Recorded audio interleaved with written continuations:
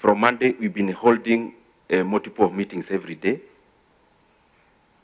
And these meetings have been there because we needed to meet all the representatives of all the government ministries, departments, and agencies, which we call MDAs. And then there is a lot of consultation that is also involved in the budget making process. And it is the same actually that we overstayed when we couldn't hold the pressure at the right time. We've been here up to most of the time late at night. We've been with most of you here. And therefore, again, it is a process that demands to do what we are doing. Now, I just wanted us to spend just a few minutes to appraise Kenyans on what we've been doing, because in terms of the economy, the process we've been carrying from Monday accounts for most of then what shapes the economy. In terms of policy, because allocation of money is also policy, because it signals where the country is going and therefore the reason why the country is investing in those critical areas. The budget we are making is unprecedented in many ways. One, as you know, the precursor of budget making process starts with the budget policy statement, which sets the ceilings for which the MDAs have to constrain their spending. So budget policy statement is the one that then gives the path for the estimates, which we, in other words, we call the budget. We were with you just across here when we were doing the budget policy statement, and the figure that we approved was 4.18 trillion Kenya shillings. And I'm saying these figures because they are important, and they are part of the reason why we thought it is important we call you here so that we also communicate to Kenyans about it. So out of the 4.18 trillion shillings, something happened that has not been done in recorded history. That the figures that are read at the budget policy statement are higher than the figures that we consider at the estimates. Many times budgets are read which are higher than the budget policy statement because of the need to spend more. But this time, because of what we are doing in terms of fiscal consolidation, the estimates we are considering now are amounting to 3.914 trillion, meaning there is a cut of 273 billion from the budget policy statement level to the current estimates level. We are therefore downgrading our appetite to spend by 270 billion Kenya shillings. What that means is that we have relooked at our revenue projections, but more primarily, the deficit. Many times we make a budget, and all the time actually, there is usually the element of the budget. The reason I'm saying that is because now, if you look at the current fiscal framework of the budget we are talking about today, we have the projection of ordinary revenue of around 2.9 trillion. And then there is appropriations in aid of around 441 billion shillings. Then grants of around 51 billion.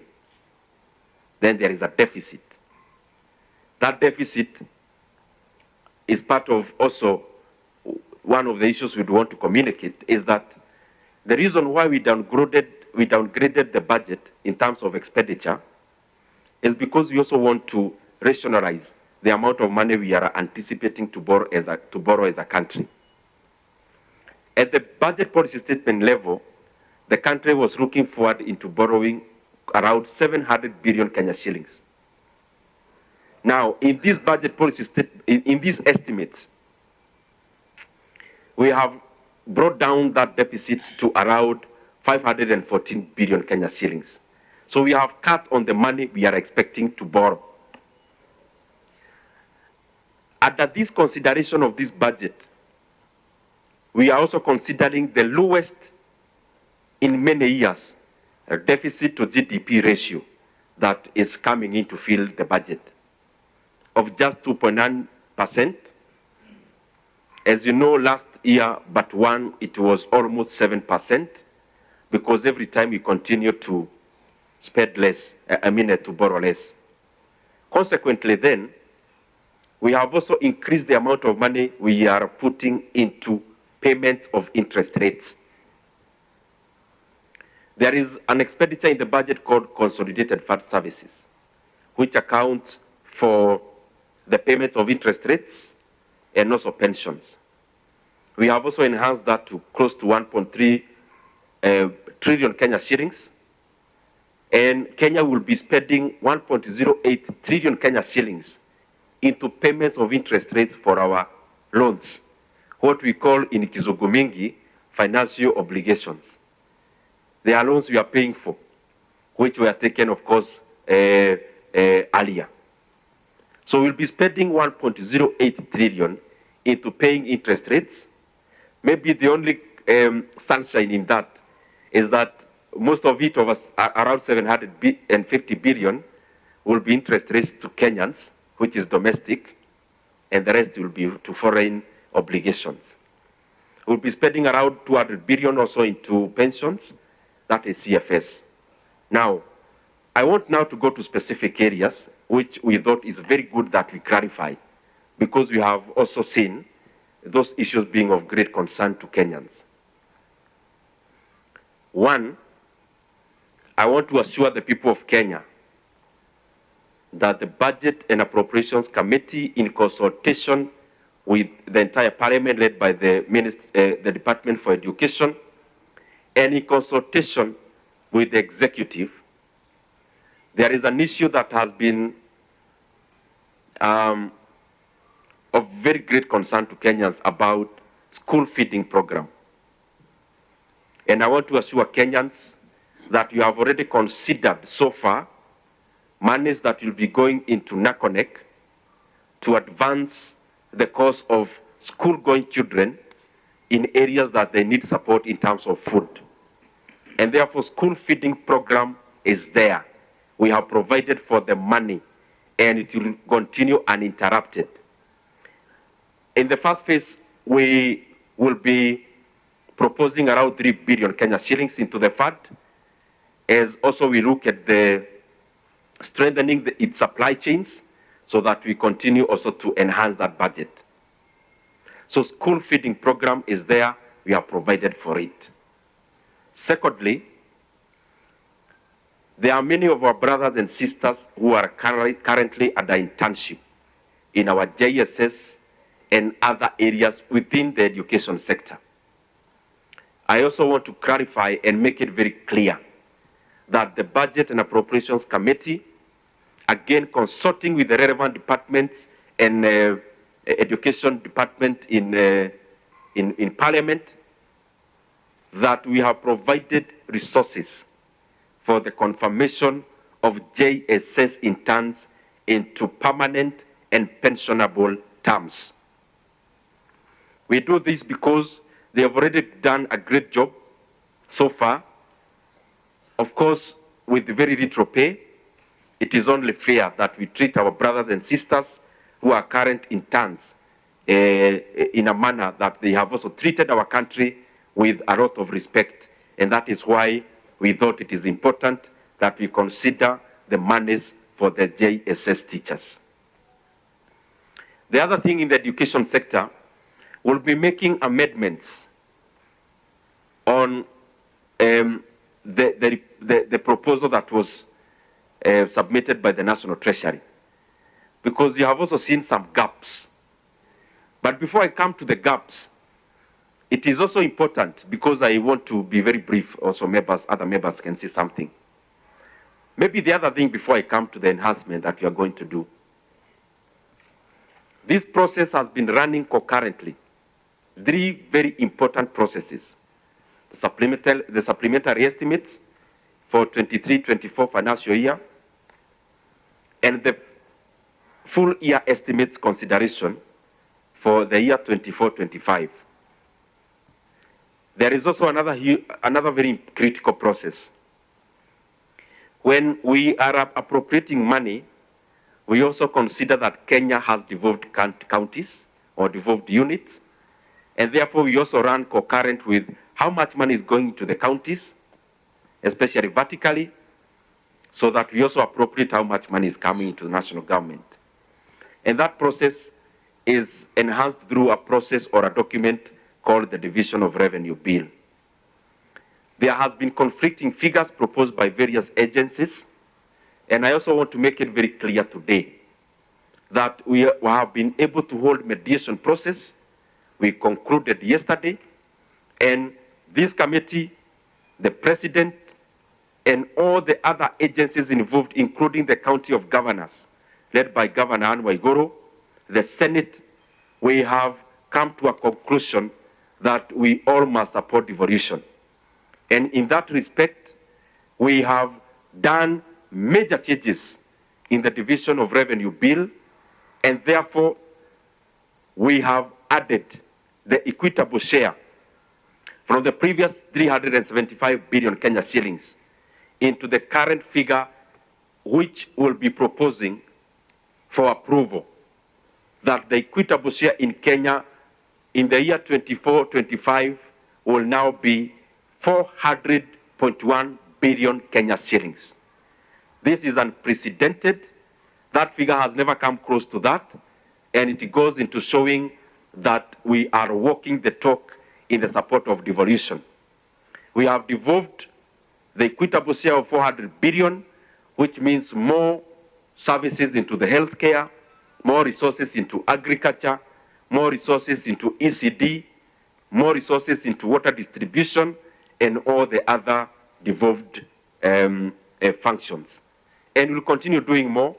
We are doing more in the additional allocation to our counties, which are conditional, which we are also giving over 45 billion Kenya shillings in that regard.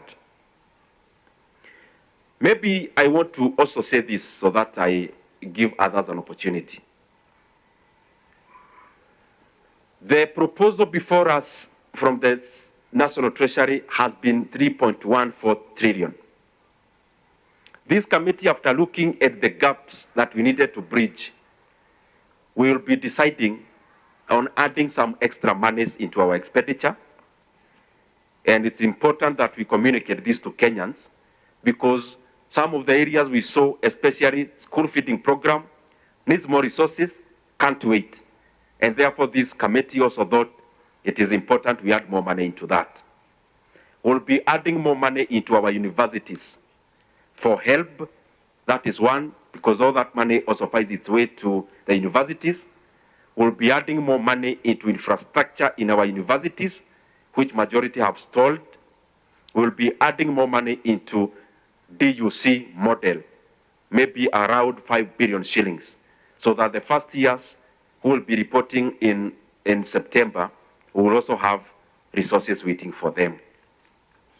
We'll also be proposing additional resources into the seed money of some of the funds we created through the new what is replacing NHIF. SHIF. Will be proposing additional resources into the seed funds for those. If you read that law, we are creating new entities. They need to be capitalized. We'll be adding more than 25 billion Kenya shillings into healthcare, so that we make universal healthcare accessible to all Kenyans. All this we are doing because we thought it is important we budget for these monies now, other than later, because we need Kenyans to enjoy this utility as soon as possible. Otherwise, I want to thank you very much. The other thing I want to close with, we have done something that is also very exciting. Electricity is no longer a luxury in Kenya. It is also a way of making the ease of business doing business more efficient, and also it is important in terms of our livelihoods. And therefore, this committee has provided over and above the budget that is usually appropriated in the energy sector. We have also, and will be proposing for approval in the National Assembly, an extra 14.5 billion Kenya shillings, money that will go into connectivity of electricity in all the 290 constituencies in Kenya. Because even as we appropriate resources, we are cognizant of the fact that equity is important, and therefore it is important that as we develop Kenya, we develop it from all the corners of our beloved country. And therefore every constituency in Kenya will be getting an extra 50 million shillings that will go into electricity connection. And we are doing the preparatory work through REREC, which will be hiring more contractors in anticipation of that program that will definitely be a game changer in regards to electricity connection in Kenya. The other last thing I want to mention, equalization fund, we have provided money because Kenya will only develop when all Kenya is developing. So equalization fund has been provided for. So and currently is actually now able. I remember the last time we met with this team, equalization fund was not functional in Kenya. It is now functional. We have added the resources, and even the arrears of that 3 billion of the previous years will continue to provide for those monies in the coming years so that we give equalization fund all the dues that are required. Very lastly, NGCDF, as you know, is a share of the revenue that we collect as a country, and therefore consequently every year it goes up because of that. And in Kenya now, every constituency will be getting an average of 180 to 220 million shillings every year because it is differentiated through the number of votes. That is why it is not possible to give the exact figure. Otherwise, we have aligned this budget to answer to the needs of Kenyans. We have answered this budget to respond to the economic growth that we are projecting. Na ndio hiyo mambo yote tumeweka, tukaweka mambo ya school feeding program, hiyo itakuwa tukienda next year, not next year, it will be uninterrupted. Let me rephrase that. Tumeweka pesa ya school feeding program, itaendelea bila tatizo lolote, kwa sababu wale watoto wote wanaenda shule, hata wa pahali ambao kuna shida ya chakula, hao ni Wakenya wadosi wa kesho, na tunavyoangalia. Tumeangalia pesa ya stima, kila eneo bunge la Kenya litapata shilingi milioni 50 ya uenezaji wa stima through a government agency called REREC. Tumeweka pesa pia ya kuanza universal health coverage. We'll be proposing an additional expenditure ya 30 billion Kenya shillings ambayo itaenda kwa operationalize zile institution zinapeleka universal healthcare coverage efficiently. Na ya mwisho, haya mambo yote tunafanya ya kutengeneza bajeti ambayo itasaidia uchumi wetu kwenda mbele na ambayo utasaidia Wakenya wote wajihisi ya kwamba wana participate kwa uchumi ukienda mbele. Na hiyo yote mkiangalia last year, mtaona hii bajeti hii kamati ya bajeti ilitengeneza bajeti mzuri, na ndio maana uchumi wa Kenya in the year 2023 ulikuwa kwa 5.6%, ambayo ni kama 26th fastest growing economy in the world. Hizi kazi tunafanya hapa ndio imefanya inflation ya Kenya. Inflation in Kenya now is at 5% in the month of April, and if you check the figures, it is very, very, very admirable. Ukiangalia pia exchange rate ya Kenya, shilingi sasa iko around 130 shillings. In this year alone, our local currency has gained 15% against the dollar, 18% against the pound, and an average of 17% across all the regional currencies. Hiyo ni kuonyesha ile decision tunafanya ya uchumi inazaa matunda. This committee has also conducted public participation, where we went out there and we had public hearings in 20 counties in this country. So we have another budget of 2 billion, which will be supporting projects proposed by Kenyans in different 20 counties. All said and done, it has not been smooth sailing, gentlemen and ladies. As a committee, we have also come across some challenges as we discuss the budget, and this is what will continue keeping us awake as a budget committee. The first item is public debt. From what the chair said, we'll be expected to pay 1.08 trillion interest rates. If you look at that figure and look at our projected order revenue of 2.9, it's about 34%. So it means for every 34 shillings collected out of 100, 34 will go to paying interest for our debts. That's a matter we can't just sit and say we'll ignore it. The other matter which is important is a matter of this side of the budget committee talks more about expenditure, but we must also tie that with financing the budget. So there is the issue of also the expenditure items. And the committee will also continue looking at what we call the non-core expenditure items in the budget. So that as a budget committee, we adhere to the constitutional provision where we are saying resources will be used prudently for the benefit of Kenyans. So where we think there are some non-core expenditure items, and as a committee we've been able to share with our departmental committees in terms of what really makes an expenditure be a core expenditure, so that it finds some space in the budget. That's another thing we are also discussing as a committee. Another matter which has come up, and we must mention it, is a matter of equitable sharing of budget. When you look at our constitution, it says public resources will be used in an equitable manner so that we don't leave some parts of this country behind as we develop the country. So issues of equity are also other issues we have come across, and we have discussed them together with our departmental committees. And I can tell you for sure there will remain items to be discussed as we move to the future.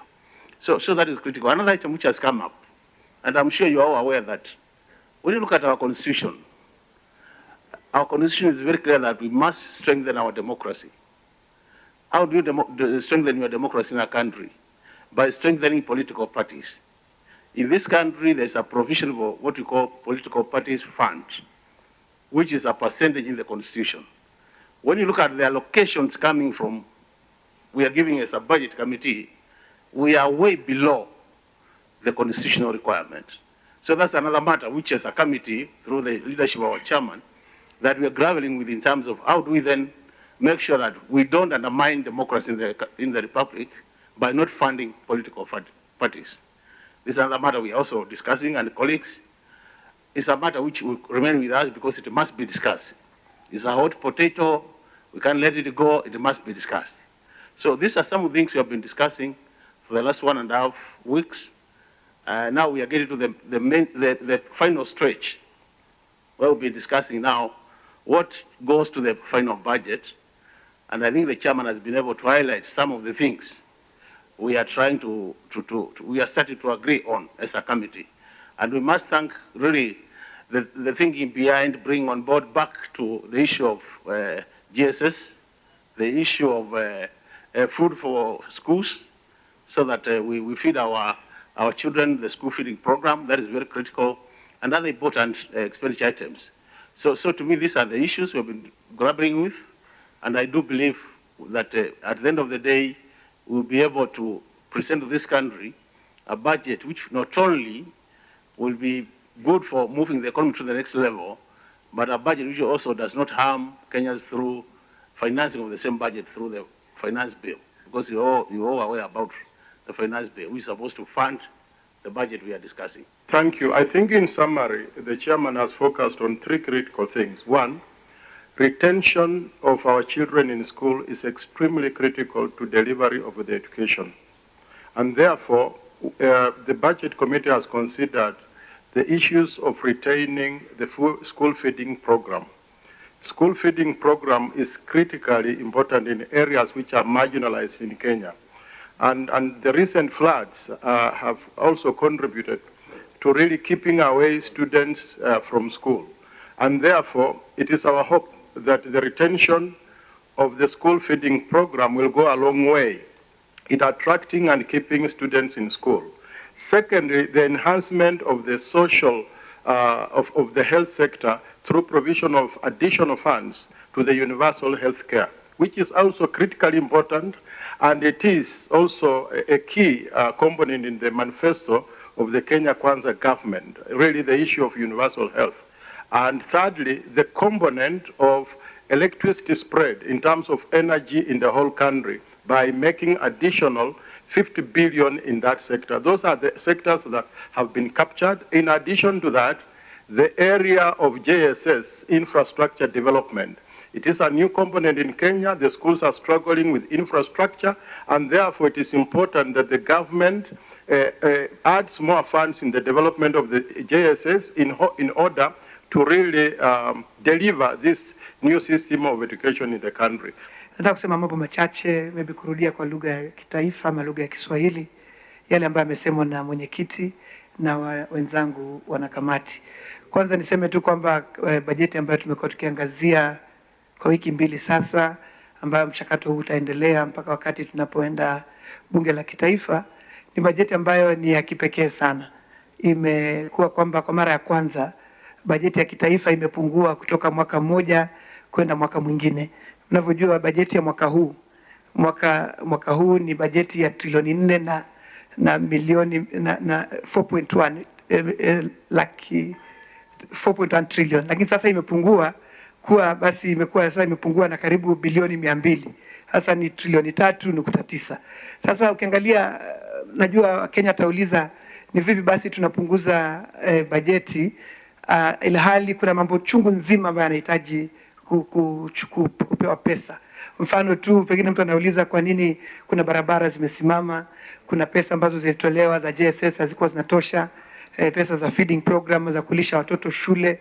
Lakini ukiangalia kwamba serikali imeona ni vyema tutilie mkazo ile hatua ambayo inaitwa kizungu fiscal consolidation. Wanataka kuangalia ni vipi basi tutapunguza gharama ya kukimbiza uchumi wa Kenya, ama gharama ya kukimbiza serikali kwa ujumla. Ndio maana wanasema kwamba ni vyema tupunguze matumizi ya yale mambo ambayo si ya muhimu sana, ili tukapunguze basi kukopa. Unajua kwamba mambo ya kukopa yamekuwa ni donda sugu nchini.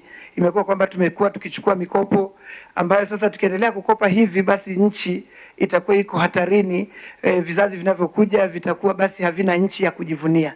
Ndio maana bajeti imepungua, ili basi tukapunguza ile tunaita budget deficit, ama ile asilimia ambayo tutakuwa tumekopa. Na mwaka ujao tunakadiria kwamba ile asilimia ambayo tutakuwa tunaenda kukopa, ile sehemu ya bajeti ambayo haitaweza kufidiwa na mapato ya nchi, haitaweza kufidiwa na zile pesa ambazo zinapatikana kutoka kwa ushuru, kutoka kwa makampuni ambayo ni ya serikali, basi pesa hizo tunakadiria kama bilioni 500 hivi ndizo ambazo tutaweza kwenda nje kukopa, ambayo ni 2.9% ya mapato yote ya nchi, ama ile tunaita GDP. Kwa hivyo niseme tu kwa Kenya kwamba tunafanya bajeti katika mazingira magumu sana. Hatuwezi tu kufanya matumizi bila kuangalia Kenya inaenda vipi. Lakini niseme tu wakati tunapunguza matumizi ya nchi ama kutoa matumizi ambayo si muhimu, basi nchi inabobea ama nchi inaimarika. Unaona kama sasa dola shilingi kubadilisha na dola, shilingi imekuwa imeimarika. Ukiangalia shilingi ukiangalia na pesa za nchi za karibu na sisi hapa East Africa, unaona shilingi yetu imeendelea kunawiri.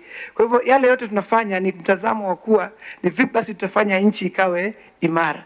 Lakini sema mawili ya mwisho ni kwamba natilia mkazo na tumetilia mkazo kama bajeti ndugu zetu ambao ni walimu wa JSS Junior Secondary, tumesema pesa yao lazima iwe ya kutosha ili wote waajiriwe.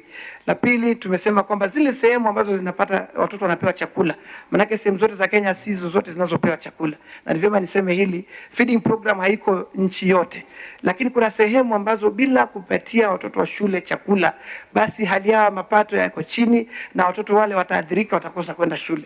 Pesa zile tumesema lazima zirudishwe, na bajeti hii imerudisha pesa hizo. Kwa hivyo zile sehemu zinazopata chakula shuleni, jua kwamba pesa yenu bajeti imeweka.